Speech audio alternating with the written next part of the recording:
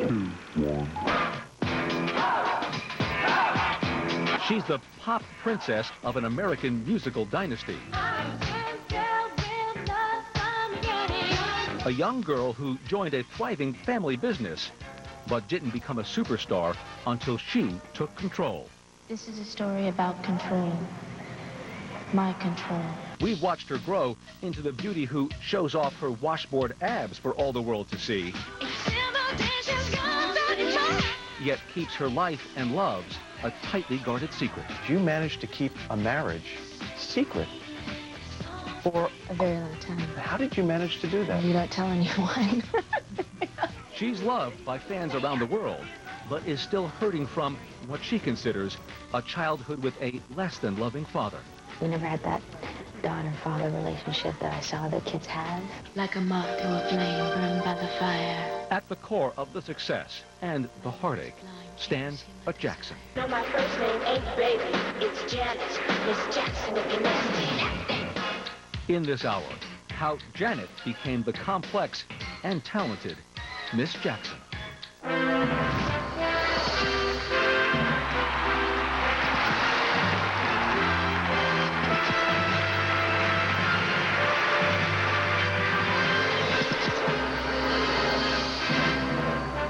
This is Headliners and Legends.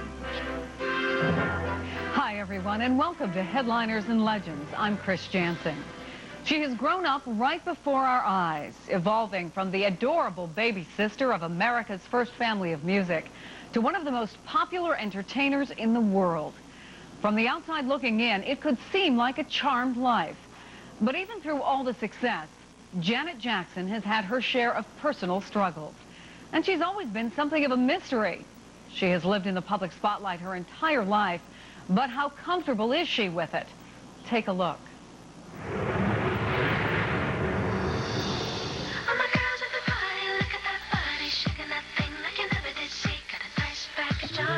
Edit. She's a bundle of contradictions, a sexy superstar with a schoolgirl's shyness, a powerhouse performer who questions her own talent. I don't think I'm the greatest singer in the world, nor do I think I'm the greatest dancer.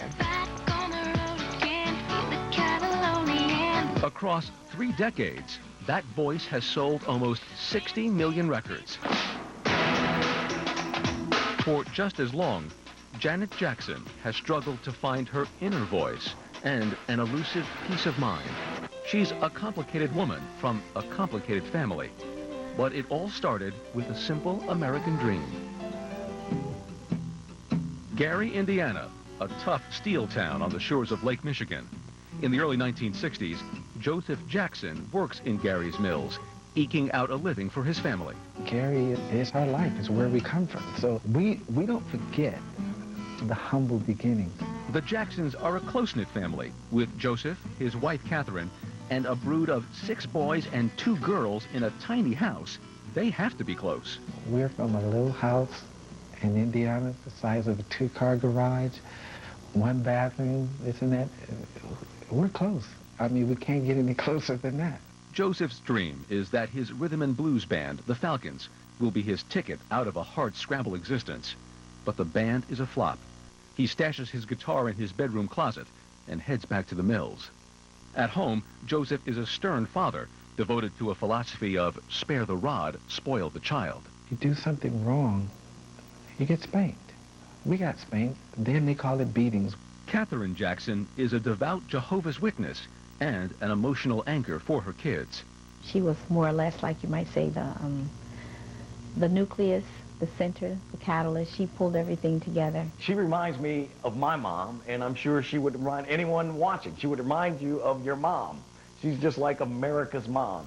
Joseph and Catherine are profoundly different forces in their children's lives, forces that don't always work in harmony. When Joseph catches Tito and his other boys playing the guitar he had stashed in his closet, Tito has to think fast to avoid a beating.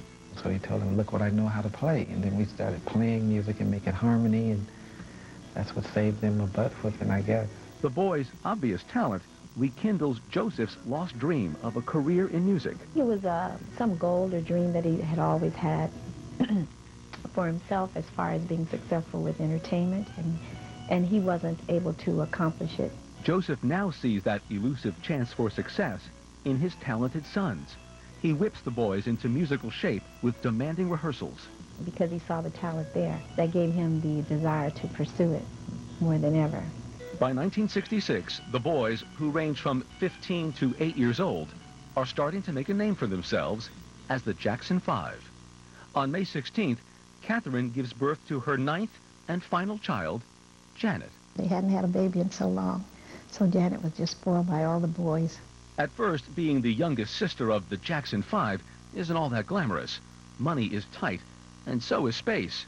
Janet shares a bed with sisters Rebe and Latoya. What is a couch that pulled out into a bed, and we slept on that. And Janet literally used to sleep on my stomach at night. When she was growing up, she's such a tomboy. Michael used to always tell her, you gotta look like a lady. He used to always tell her how to dress. Michael also has a nickname for his pudgy little sister, Dunk, as in donkey. It's an endearing name, but Janet takes to heart the notion that she's less than attractive. It's something that will stay with her for a long time. By the time the 60s come to an end, Joseph has turned his sons into seasoned professionals, ready for the big time. But no one could have guessed just how big. When they start recording for Motown, they quickly become America's newest pop sensation with 4 #1 hits.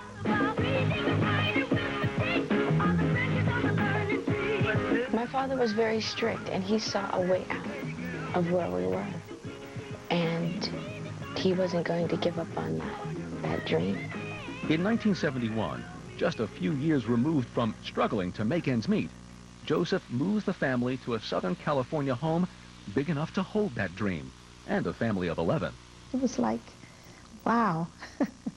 I don't believe it. Swimming pool, everything. It's like being in a fantasy land. For Janet, it's a fantasy starring her own family.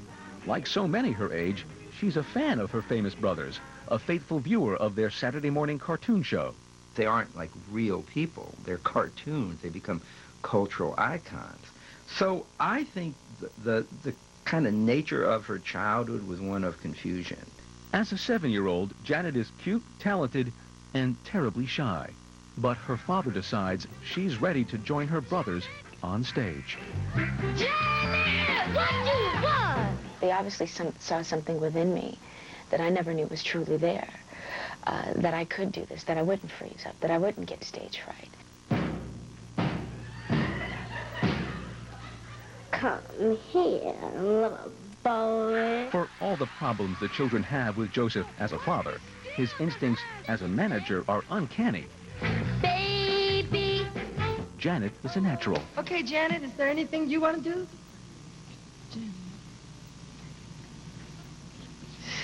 You're going to have to wait till the song is over. Make it fast, Michael. Television producer Norman Lear sees Janet and offers her a role in his top-rated sitcom, Good Times. Janet is about to embark on a long and successful solo career.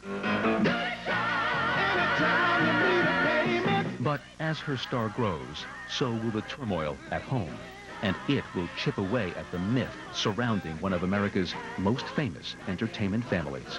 Keeping your head above water.